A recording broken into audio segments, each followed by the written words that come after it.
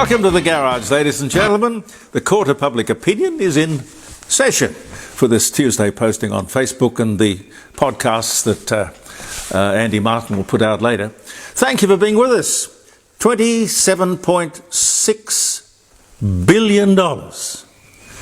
Sounds like an awful lot of money. That is how much we spent online shopping in just the last quarter. That's amazing. I mean, do you buy lots of stuff online? I don't. Oh, occasionally. I buy everything online. Thank you, Tony. Tony's here. Pete's here. Gary's here. Special guest. We're all here. Gold and silver down considerably, and many people hard hit by that crash. It's a funny thing, you know. Shares and economies seem to crash in October. Nobody knows why. The big one was the 29th. It was 1929, but the anniversary of that 29 crash, Black Thursday I think they called it, the anniversary of which was last Friday. I don't know what rhyme or reason there is behind any of that. Now, the Prime Minister comes back from his successful trumping of the colours. I like that. Trumping of the colours, walking down the stairs of his plane wearing a Joy Division t-shirt. I don't know how many people noticed that, but I found it very odd. I know that Joy Division was briefly a 1970s punk rock band. It didn't last long. Suffices to say, not my cup of tea. But it's the name that troubles me. And I think it would trouble the Jewish community in particular, which has been troubled enough, quite frankly, lately. Our Prime Minister Anthony Albanese wears a t-shirt emblazoned with the words Joy Division. Now, a bit of background. The name was taken from a 1955 novel called House of Dolls. I think they even made a movie out of it. Now, in that book, and I think movie, they describe the Joy Division as the sexual slavery wing of Nazi concentration camps. I say to myself, why would a pop group, even a pop rock group, pick a name like that? More importantly, why would a Prime Minister, particularly at this controversial time when anti-Semitism is such an issue, why would he choose to publicly wear the words Joy Division emblazoned big letters on his t-shirt? Perhaps a pop group could be excused for being naive, maybe even trying to shock people. But the Prime Minister of Australia, knowing that the cameras would be rolling and on him and all of that would be on the 6 o'clock news, very strange. If I knew this very unsavoury backstory, Anthony Albanese didn't or doesn't, surely somebody on his staff could have told him. Or did he do it purposely? As I say, very strange. Also strange is that it seems that here, the Court of Public Opinion seems to be the only media to have brought up this subject, that meaning the connection between the group and the Nazi concentration camps. Your comments on Friday morning. Love to hear. 0491 65 68 60. Call us. Claire Matthew Brown. You've probably never heard of Claire Matthew Brown. Well, she's a councillor in London who was being interviewed. She is a Reform UK local government candidate. It was an interview about the immigration issue, which is pretty hot in England. the councillor, Claire, said, words to this effect, as someone born and bred in England, and then pulled herself up immediately, chastening herself for saying born and bred in England. And she did it herself, not the journalist, she did it. Now this is woke gone mad. Born and bred will offend immigrants? Really? How stupid. One of the most used familiar sayings in the language cannot be used on the BBC? Woke? I suggest they should woke up. We have to stop this nonsense. We have to stop it. Now, we won't run the whole thing, but I have a grab of exactly what took place, because I think you might have trouble believing what I just said.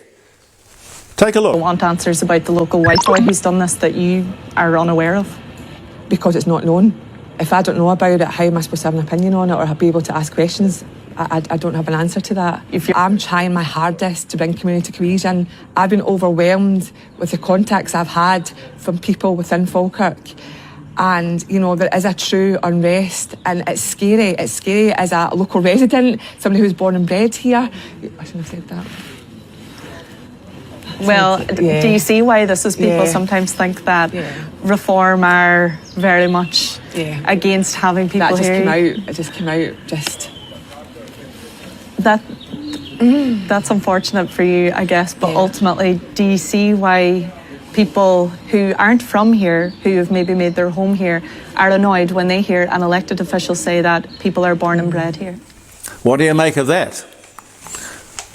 Born and bred. Who the hell would take offence at that? And she is the Nigel Farage candidate, and he's a very outspoken. I can't see him apologising for saying born and bred. Adelaide is the fastest, speaking of immigration, the fastest growing Australian city. I don't know, if you're an Adelaidean, are you happy with that? What is the ideal size for a city? I don't think, Pete, you're happy with that, are you? I'm not. No. It's a contentious thing, population. What is the ideal size for a city? I think we're about the right size, but that's just me. 0491 165 68 60 if you would like to talk to me about local immigration and the effects that it might have on your life, your lifestyle, the cost of living, housing. Talk to us on Friday. Halloween soon, and the race is on to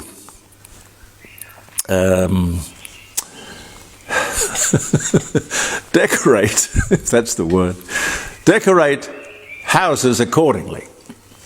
Now, I admit I don't get Halloween, but there is another thing to consider. The spray can white spider webs, cobwebs, which I suppose that's meant to look spooky.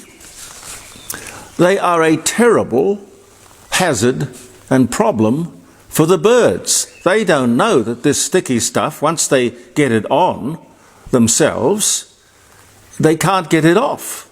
They can't fly, they can't survive. But, you know, do people think about these collateral things? I think we should think about that. The Australian Surf Life Saving Coast Watch report came out a couple of days ago. It's a report that looks at the last 12 months. And it shows that in 12 months, we managed to lose 154 people drowned on mostly beaches, but dams and estuaries and rivers and domestic swimming pools are a problem. But some of the other bits and pieces to come out of it I found interesting. More than half the fatalities, considerably more, were people over 50 who bloody well should know better. something else. Most of them were men. Doesn't sort of say how what part alcohol played in it. But what else is interesting is that not one drowning occurred between the flags. And I think the Surf Life Saving Society can be justly very proud of that. If you've just joined us or found us, and you're wondering what this podcast is all about, well, I don't know how to describe it. I don't know that it's necessary to explain it, but it's comment, it's concern, it's very independent, fiercely independent. We're a bit curious, sometimes outraged. Why? Well, the reason is you just don't get this sort of stuff in ordinary media. Why? I don't know. The front people are afraid, not across their subject. Then there's the management, perhaps. Political correctness, which we were talking about before, born and bred stuff. Well, we, right here, can make a difference. And collectively, we can really make a difference with your help. If you think we have something to offer, spread the word, tell your friends. And what does Gary say? You press the subscribe. Press the subscribe, and we could mention the viewing audience, the numbers of people. 85,000, which is a very impressive. Very good-sized audience, and we thank you, one and all, each and every one of you. You might remember some 6 weeks ago we were talking about the very well-meaning mass distribution of defibrillators. You see them everywhere. I was down at Scammell's the other day, and they've got several in there. Maybe they're sort of saying... There's something about the demographics. Yeah, the demographics. We're likely to get excited in our bidding in Carcat. Beaumont House as well. Yeah, well, you've got up at Beaumont House? One up at Beaumont House. Yep. You see them everywhere. Maybe we should have one in the garage, Jeremy. No. We take our chances down here. I was asking back then when we were talking about it, how many of us would, in a moment of panic, stress, crisis, know how to use a defibrillator? Well, I Pete would, Tony would, Gary would. Get the beer from that. No, I wouldn't. Anyway, could a well-meaning person do more harm than good? I don't know. And what sort of liabilities could be incurred? Now, these were the questions that I was asking back when we brought it up some many weeks ago. Now it's official. Most people, when questioned about the wisdom of this mass rollout, say they would be next to useless. We're talking 65% of people question. Next to useless. Useful only if you were lucky enough to have your crisis with a defibrillator nearby and with somebody with the confidence and knowledge to use it. Does it really make any sense? I mean, we're talking about waste here, just pure and simple. Not waste of life, but waste of money. Waste or possible waste of hundreds of millions of dollars. You might remember Kerry Packer had a heart attack and he was, a polo game, I think it was. And it was just the luck that the ambulance that was called happened to have, it was one of the few ambulances that happened to have a defibrillator on board. He was so impressed with the fact that that piece of good luck saved his life that he put his hand in his own pocket, which he did quite often, by the way, and he spent $20 million to equip every ambulance in New South Wales with a defibrillator. And he did it without any publicity. And he is a man who had plenty of opportunity to get publicity, but he wasn't that sort of guy. I want to talk to you at length on Thursday, the Thursday posting about the Four Corners expose last night.